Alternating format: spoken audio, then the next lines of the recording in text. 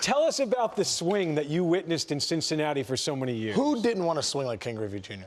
I mean, just the sweetest swing you could ever ask for in the game of baseball, in the history. And you take a look at it and you break it down and see why was he so good? What did he do so well? When I think of Griff, too, you know, like I said, having played 6 years with him, there was not a ballpark where he couldn't go to right field, to left center, and this is what he called grown folks territory, dead center. He loved going to grown folks territory because he used to stay through the ball so well. Watch the stretch he gets here, Smoltzy. Look at that stretch. That bow and arrow affects that stretch, and then watch. His core was so stinking strong, his elbow rode back, and look at the backside, how it stays so compact, head down through the ball with that one-hand finish.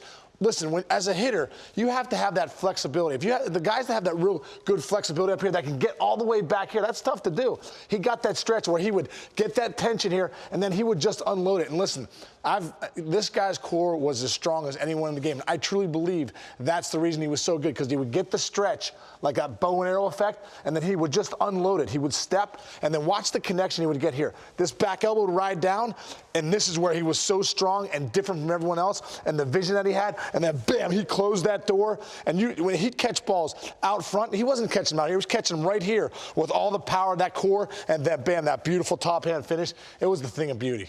Did it evolve over time, or did he get to Cincinnati with that intact from his days in Seattle? Oh yeah, no. I think when you look at his first year in the big leagues, his swing might have been a little bit different, but pretty much he had that same sweet swing by the times he stepped in the batter's box in Seattle. Yeah, he had a pretty good teacher in his dad. You know, they swung similar, although, you know, Ken Griffey Sr. talked about the differences between. But in high school, watching the high school to all the way through the end.